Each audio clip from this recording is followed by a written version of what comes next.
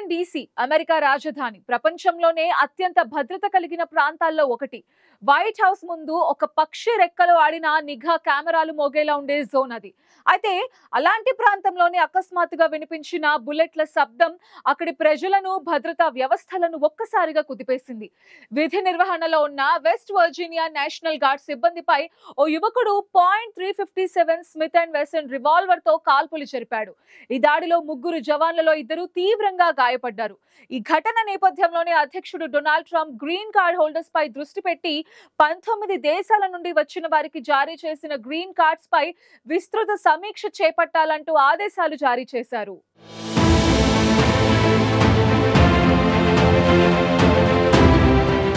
America రాజధాని Washington డీసీలో అత్యంత కట్టుదిట్టమైన భద్రత ఉండే వైట్ హౌస్ సమీపంలో కాల్పులు కలకలం రేగిన సంఘటన ఇప్పుడు అమెరికా వ్యాప్తంగా సంచలనంగా మారింది.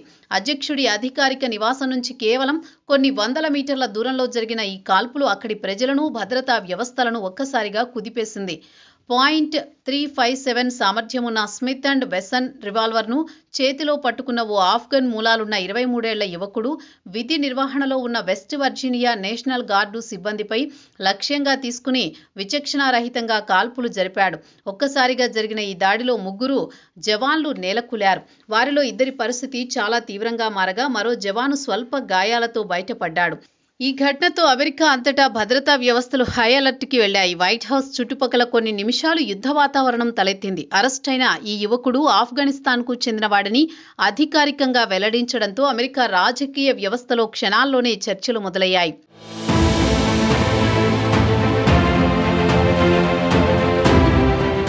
ఆఫ్ఘన్ యువకుడు కాల్పులకు పాల్పడ్డాడన్న విషయం అమెరికా అధ్యక్షుడు డొనాల్డ్ ట్రంప్ చెవికి చేరేసరికి ఆయన వెంటనే హోంల్యాండ్ సెక్యూరిటీ, USCIS, ICE అధికారులతో అత్యవసర సమావేశం నిర్వహించారు. అమెరికా గ్రీన్ కార్డ్ వ్యవస్థను మొత్తం మీద కూల్చి చూడాలని 19 దేశాల నుంచి వచ్చిన గ్రీన్ కార్డ్ హోల్డర్లపై పునఃసమీక్ష చేపట్టాలని ఆదేశాలివ్వడంతో ఈ సంఘటన అంతర్జాతీయ రాజకీయాల్లో పెద్ద కలకలం రేపింది. US citizenship and immigration services director Joseph Edlow Trump ఆదేశాలను ధృవీకరిస్తూ ఎక్స్లో పోస్టు పెట్టారు. ప్రతి విదేశీయుడి గ్రీన్ కార్డును పునఃపరిశీలన చేయాలి. ప్రత్యేకించి ఆఫ్ఘనిస్తాన్తో పాటు మరో 18 దేశాలకు చెందిన వారందరి వివరాలను మళ్లీ చెక్ చేయాలి అని పేర్కొన్నారు. దీంతో గ్రీన్ కార్డ్ హోల్డర్స్ కమ్యూనిటీలో ఆందోళనలు మొదలయ్యాయి. అమెరికాలో చట్టబద్ధంగా స్థిరపడిన వలసదారులో భయం పెరిగింది.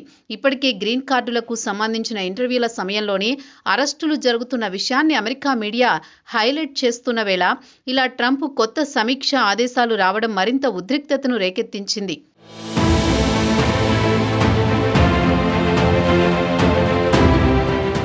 ఈ కాల్పుల ఘటన అంతర్జాతీయంగా కూడా ప్రాధాన్యం సంతరించుకుంది. ఎందుకంటే తాజాగా భారత్ ఆఫ్ఘన్ సంబంధాలు వేగంగా మెరుగుపడుతున్నాయి. తాలిబాన్ పాలకులు కూడా భారత్తో కలిసి పనిచేయాలన్న ఆసక్తి వ్యక్తం చేస్తున్నారు. మరోవైపు పాకిస్తాన్, ఆఫ్ఘన్ సరిహద్దు ప్రాంతాల్లో ఉద్రిక్తతలు రోజురోజుకు పెరుగుతున్నాయి. రెండు దేశాల సైన్యాల మధ్య తరచూ ఘర్షణలు జరుగుతున్నాయి. దాదాపు యుద్ధ వాతావరణం నెలకొంది. ఈ సమయంలో అమెరికాలో ఒక ఆఫ్ఘన్ యువకుడు వైట్ హౌస్ సమీపంలో కాల్పులు జరపడం US భద్రతా సంస్థలను మరింత కంగారు పెట్టింది. దీంతో ట్రంప్ ఆఫ్ఘన్ మూలాలున్న గ్రీన్ కార్డ్ హోల్డర్లను ప్రత్యేకంగా ఫోకస్ చేస్తున్నారు. ఈ చర్యలతో అమెరికాలోని దక్షిణాసియా, మధ్యప్రాచ్య వలసదారులు మరింత అసహనానికి గురవుతున్నారు. అంతేకాదు అమెరికా రాజకీయ వర్గాలు కూడా ఈ సంఘటనను బలమైన చర్చా అంశంగా మార్చేశాయి.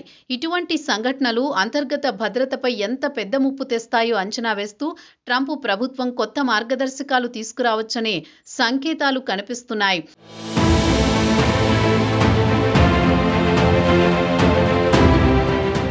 గ్రీన్ కార్డ్ వ్యవస్థ ఇప్పుడు మరింత కఠినతరం అవ్వొచ్చని నిపుణులు అంచనా వేస్తున్నారు.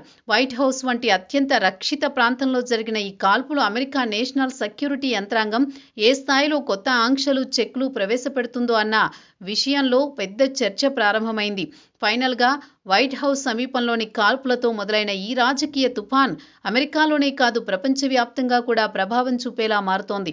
ముఖ్యంగా వీసా, గ్రీన్ కార్డ్, ఇమిగ్రేషన్ వ్యవస్థలపై భారీ మార్పులు చోటు చేసుకునే అవకాశం కనిపిస్తోంది.